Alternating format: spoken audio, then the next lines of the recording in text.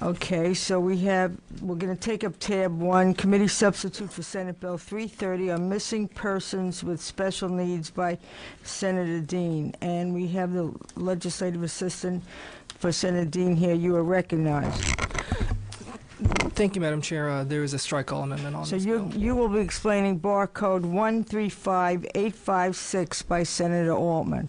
Yes, ma'am. Okay. Thank you, Madam Chair. The strike all amendment creates a pilot program in Baker, Columbia, Hamilton, and Suwannee counties to provide personal devices for persons with special needs in the case of elopement. This pilot program would aid search and rescue efforts and would also be voluntary and free to participants. And that's the strike all. Are there any questions on the amendment? And I believe we have there are appearance forms. We have Gary Stein, Director of Public Policy for FAAST. Welcome.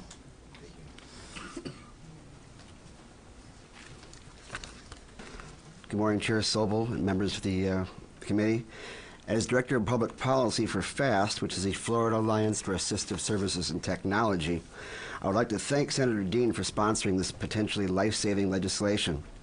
Currently, these individuals do not qualify for amber or silver alerts, and this bill does address that need for urgency. Because when an individual with special needs elopes, time is the ultimate enemy, even though bodies of water and traffic may be the immediate danger, because the more time that elapses, the more dangerous and potentially lethal the outcome. You might think that elopement is a rare event, but it is not. Almost 50% of all those affected by autism spectrum disorder tend to wander, and that spectrum disorder affects 1 in 68 individuals. In Hillsborough County alone, during the 2013 school year, there were 278 incidences of wandering in the public school district alone, which does not include the charter schools or public schools or those who are homeschooled. And yet most schools don't even compile that statistic, and some don't even report it. As many as 60 deaths, like little Leo Walker, for whom the project was named, had been reported in a single year nationwide, and many more, like Peyton Blodgett in Baker County in August of 2014, were found in critical condition. It's rare that you hear a story of it being taken care of quickly after a certain period of time has elapsed. On March 11th in Jeffersonville, Indiana, not too long ago, a 4-year-old child wandered away from his mom at an elementary school playground. A police officer was there after about 10-15 minutes and had this, as he called it, a divine inspiration to go to a water treatment plant, which was a couple blocks away.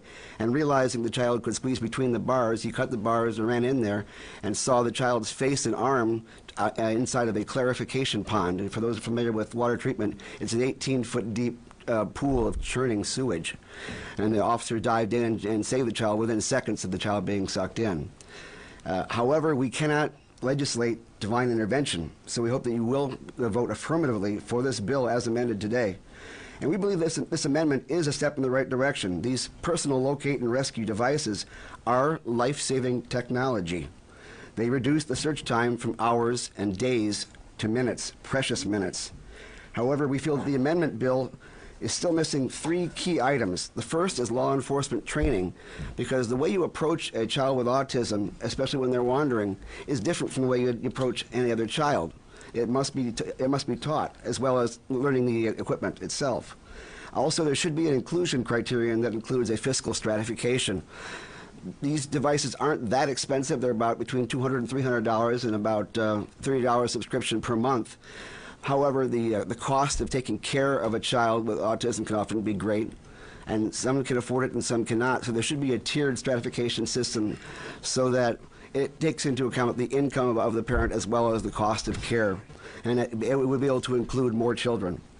And also, very importantly, a public awareness campaign so that this limited pilot program could extend far beyond this limited program itself, not only to teach about the possibility of utilizing these devices, but also explain the fact that when a child elopes, it is not the fault of the parent and it's not the fault of the school, and yet those entities are afraid to even report these things because of the stigma involved with that child going away.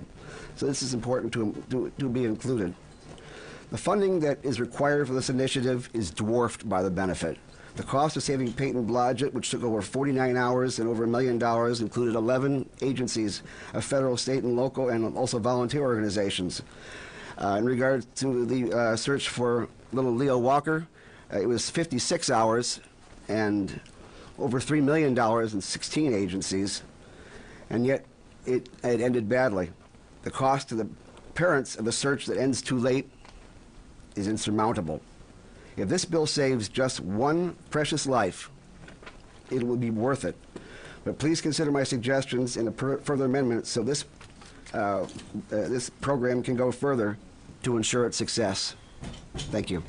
Are there any questions of Mr. Stein? I have a question. Yes. I think it's a very good bill. My first question is, why aren't these children included in the Silver Alert?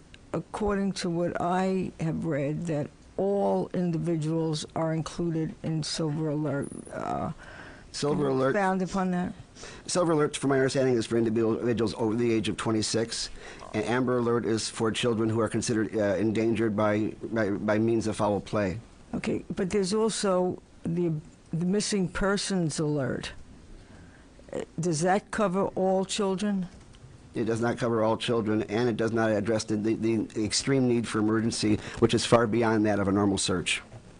Well, I think the point that you brought up about the special training for police and law enforcement to recognize what kind of issues these special needs individuals have is key.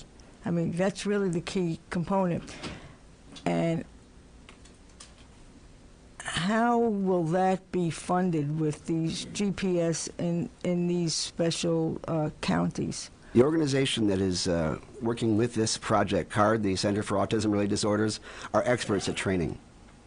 What about the funding of the... They are actually funding that training as it stands in the pilot program as written. And the GPS? The GPS, the cost would fall onto the CARD system as well. There are other means of possibly being utilized for the cost of these repairs. There's actually a fund called the Burn Jag Fund, which many law enforcement agencies already use, which is a federal fund, which the Attorney General said could be allowed to be used for these devices. And any law enforcement agency can draw down those funds, which are currently being used for things like Kevlar vests and bullets. So you have special pilot areas. Why isn't this a statewide if it's, you know... That was a decision of the sponsor. Okay. Oh, and how did they choose those counties? Representative Elizabeth Porter originated this as HB 69, and those are the areas within her district and also within Senator Dean's area as well. Okay. Well, thank you for bringing this forward and explaining it in depth to us. Any other questions besides mine? Okay. Is there any debate on the amendment?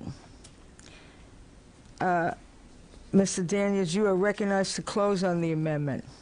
Yes, ma'am, and wave close. Okay, all those in favor of the amendment say yay. Yay. Opposed?